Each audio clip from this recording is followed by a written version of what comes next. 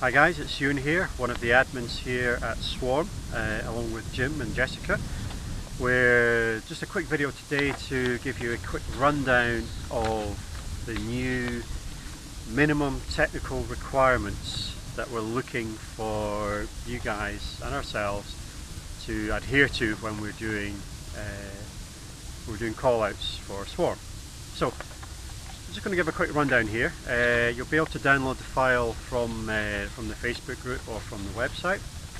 But the short and sweet summary of this is there are 11 points that we're going to be looking for people to comply with.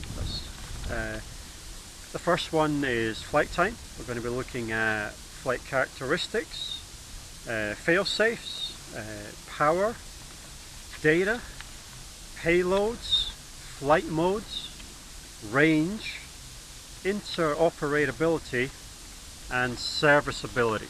Now 11 topics. I'm going to go through each one by one just so you get a good idea of what we're trying to achieve with this. Okay, so the first one that we have on the list is flight time. What we're looking to do is ensure that everyone can, when they're called out and go to a mission, that they have the right amount of capability for the commander on site. Now, we've talked to some of the guys, we've talked to some of the professionals, Garrett's and David's, who have both helped immensely with this project, have given us some good guidelines on which to work. So the short and sweet of this is we're looking for people to take 2 hours of capacity to a mission. That 2 hours doesn't need to be back to back. It could be throughout the whole recovery mission. If it's an 8-hour recovery, you'll still be looking to do about 2 hours worth of flying.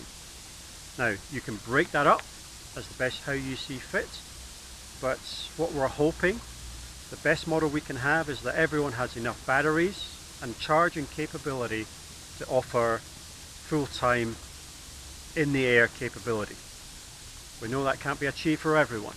So what we're looking to try and get is for everyone to take 2 hours worth of flight time with them to the site. Now, you can do this via lots of batteries, no charger, or you can just take a couple of batteries but take a quick charger with you. The idea being is, even if your unit can only do 10 or 15 minutes of flight time, it all needs to add up to 2 hours of mission capability when you get there. That's what we're looking to do. Okay? The next thing we're looking to do is flight characteristics. Now, this is quite a wide subject and there has been some discussion on this.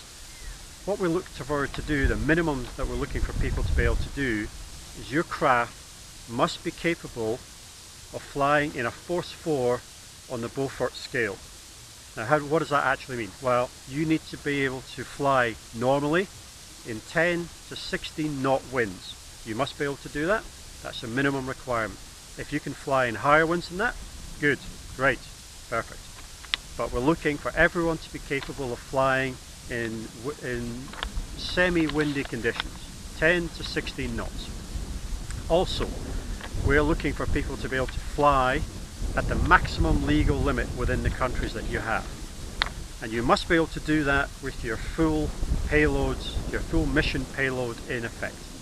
So what we're saying is, windy conditions, you should be able to service the mission. And you should be able to service the mission at your maximum legal altitude as well, with your maximum payload as well. Pretty simple. That's all we're really specifying at that point. Now, point 3, we're looking at fail-safes. You must have at least one fail-safe on your aircraft. And that fail-safe ideally should be return to home capability. The idea being is if we don't want to end up with situations where craft are lost, if we have radio control loss, these types of things, you must have some sort of fail-safe capability. Return to home being the best option. If you have multiple fail-safes, good, great, perfect, but you must have at least one. Ideally, return to home. Okay, power. What we're saying here is that if you go out to recovery, it can last 2 hours, it can last 3 days. What we're saying is in the time that you have available, you must be fully self-sufficient. you must have for all of your power needs. You must be able to charge your drone, you must be able to charge your handsets, your mobile phone, your PC, and any other equipment that you have with you. You must have enough power capability to survive that entire mission. The perfect scenario is you take a generator with you with enough fuel to last you for days. And that's what we call indefinite power independence. That's the perfect model.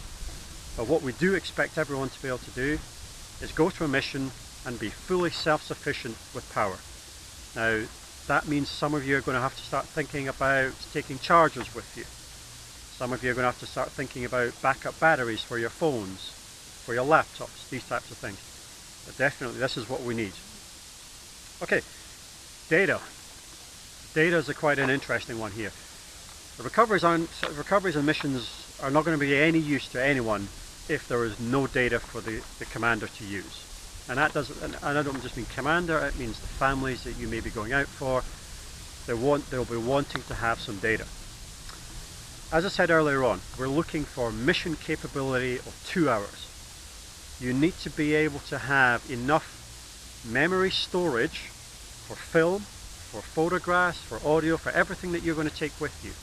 You need to have the same amount of storage capability. If you're flying for 2 hours, you need to have 2 hours of storage.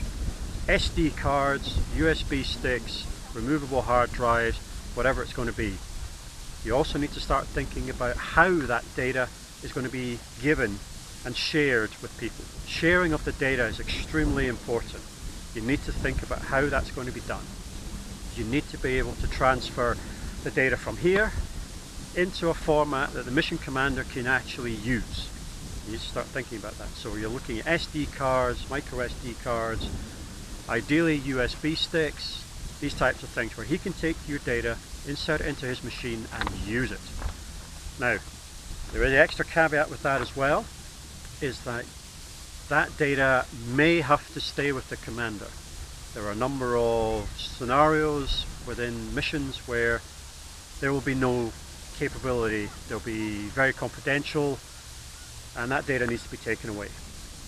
So if this is a law enforcement one, if this is an air crash investigation, these types of things, all of that data becomes the property of the mission commander. That means if you take media to the recovery, be prepared to give that media away. Okay, so the next one we have is mission payloads. We have specified the minimum requirement for mission payloads is 1 camera, and this camera needs to be able to record photographs or video. The minimum specification, if you're going to be recording video, will be HD video, 720p specifically. If you're going to be taking stills, we're looking for 10 megapixel shots. And as I said, all of this needs to be able to fit onto the data storage that you have available. We'll also be looking for a minimum of live video capability, which means FPV in one form or another. We have not specified high resolution, we've not specified anything like this. A live feed that can be shared with the incident commander is a requirement. It's a minimum requirement that we're specifying. So ideally you're going to have a spare pair of goggles or be able to find a way of sharing goggles with the commander. But the best scenario, the one that has been tested and one that works, is to share a large screen with the commander. So live video doesn't need to be HD, that would be preferred. It doesn't need to be HD, it just needs to be live data, and you must be able to provide live data at the range of the capabilities of the craft. And we'll come on to that in a second. We're also looking for stabilization. If you're able to stabilize your camera using a gimbal or whatever mechanism, while not critical to the mission, it's not a minimum requirement, it is definitely preferred. It's definitely a good way to work. Other payload systems, such as the cargo delivery systems that I make, the infrared systems, zoom cameras, radiography detectors, LiDAR, ultrasound, any of this, those are mission specific and are not a minimum requirement, but definitely these sorts of things will be disclosed to mission requesters if these things are required. The minimum we're looking for you to do is to provide camera capability. You must be able to record video and stills, and you must also be able to provide live video as well. Okay? Mission flight modes. We're looking to see that a number of capabilities are possible. So loiter is the most specific one that we're looking to do. We're also looking for things like RTL. We're looking at waypoint modes. Your craft must be capable of these as a minimum. Now, there are some added features such as survey or mapping, depending on how you want to call it. Survey or mapping is extremely desirable. If you have that capability, perfect. It's a very requested feature. It's not the minimum requirement, but definitely if you have it, or if you can invest in it for a little money, great. It's a big feature that people are looking for. Point of interest, also quite useful to have. As I said, there are some minimum flight modes that we're looking for people to have. This will require you to have GPS on your craft, and you must be able to know how to fly in a GPS enabled craft. Also, in the event of GPS failure, you must be able to fly without GPS. You must be able to fly in stabilized modes or even manual modes if that's what you have available. Okay, range. This has been quite a controversial discussion. What we're looking to have as a minimum is 1 kilometer of capability in your craft. That does not mean that every mission that you perform will be at 1 kilometer of range. It will be sufficiently less than this. 1 kilometer of range is what we believe to be a realistic capability of the craft, and that allows it to give you a variety within the terrains with which you're operating in, excuse me, in the typical mission profile that you're going to have. However, if your craft is not capable of 1 kilometer of range, we're not excluding you from going to missions. However, we will urge you and we will caution you that that may not be so. If your craft is only capable of 300 or 500 meters of capability, you will probably not have the mission capability that mission planners are looking for. So we desperately urge you, if you cannot reach the current capability right now, please look to invest in that capability. The reason being is that a lot of the mission profiles that you may be asked, you can compensate for shorter range. If you only have 500 meters of capability, you can still perform 1 kilometer service by traveling on foot 500 meters into that capability. However, not all terrain is going to support that. If you have landslides or avalanches or any sort of unstable ground, you will probably have to travel a considerable distance in the air to get to the mission profile. This is why we're asking, or actually we're saying as a minimum requirement, you must be capable of traveling 1 kilometer in operation. That's what we consider to be the minimum. So you're going to be looking at 5.8 video with good receivers and transmitter antennas. You're going to be looking at 2.4 frequency hopping radios for Tabas, Spectrums, Tyrannuses, these types of things, with full range receivers on board, ideally diversity. Most craft are indeed capable of performing at 1 kilometer of range. Okay, as I said if you've had a chance to read the documents, there's a nice link at the bottom. It's from Alex Grieve, or people as you know him, IB Crazy. He does really nice videos on the radio frequencies and how these things work. So we really recommend that you view his series of videos. They're excellent viewing.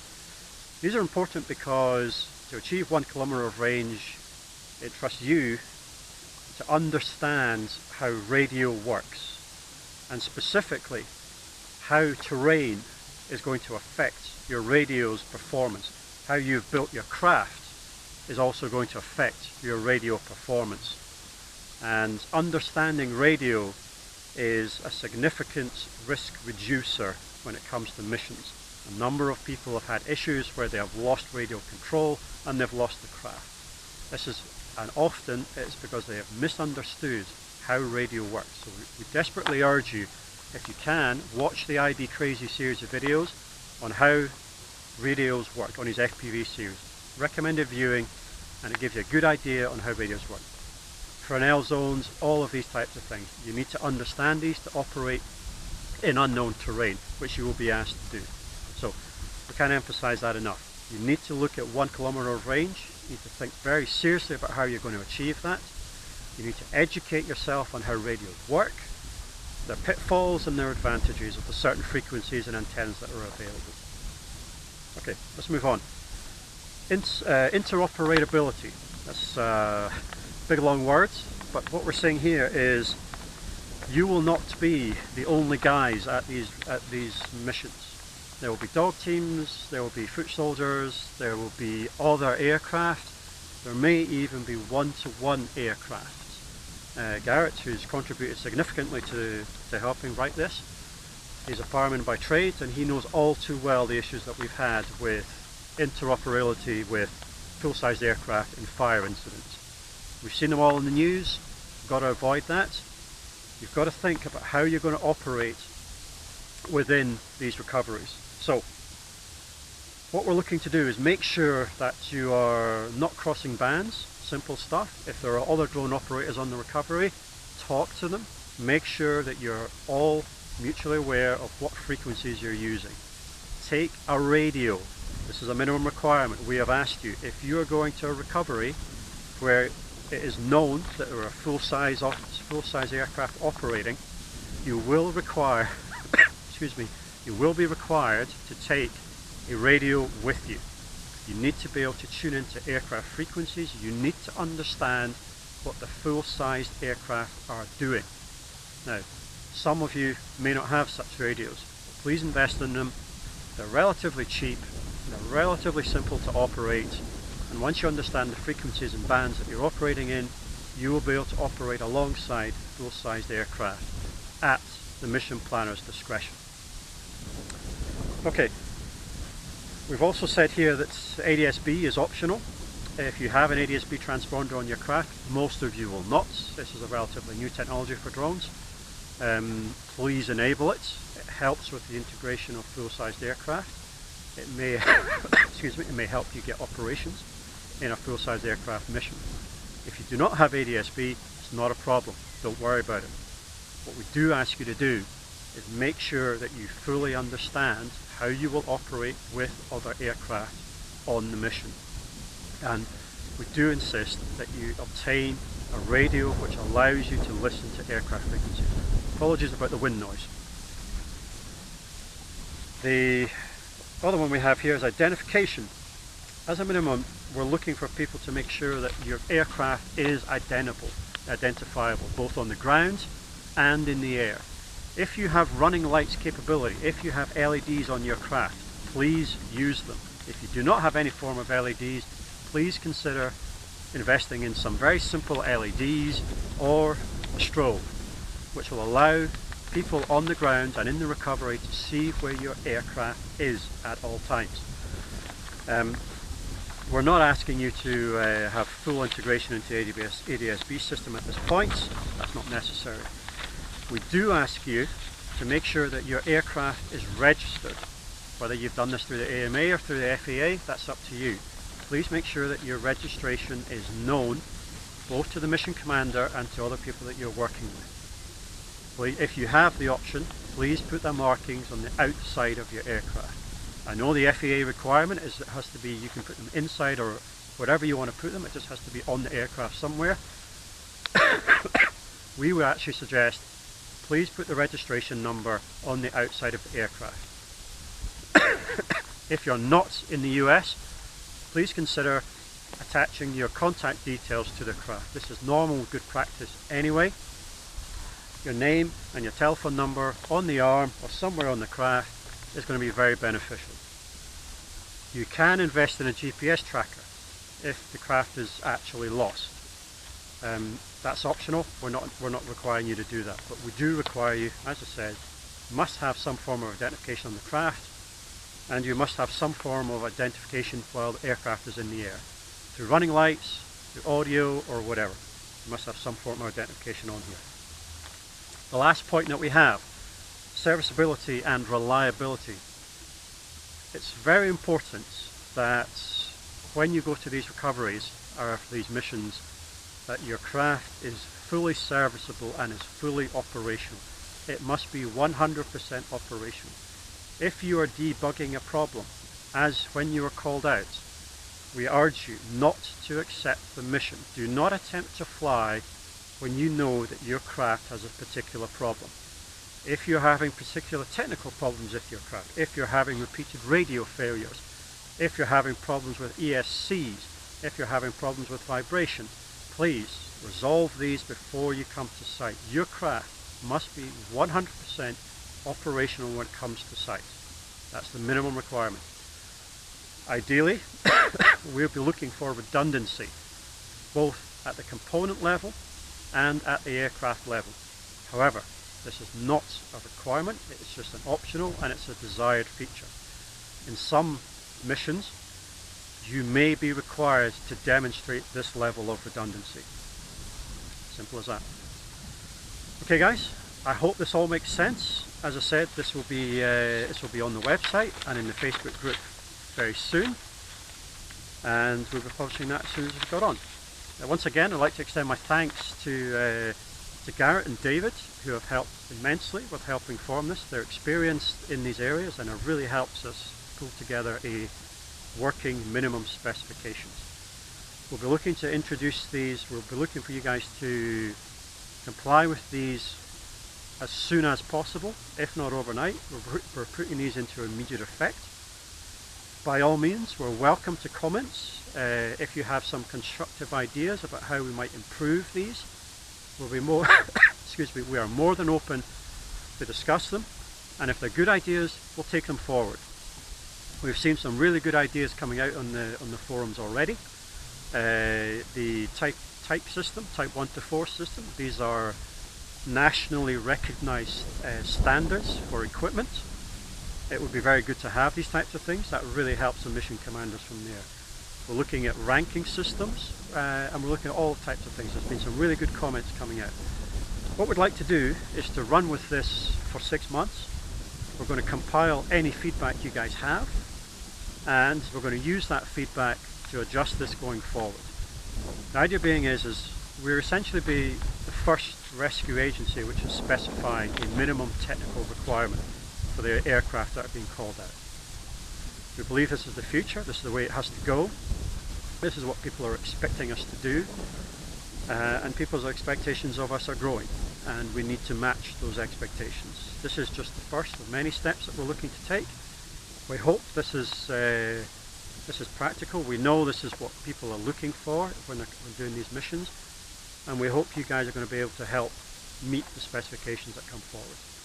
Okay, on behalf of myself, Jim and Jessica, and as I said, Garrett and David, thank you for watching this.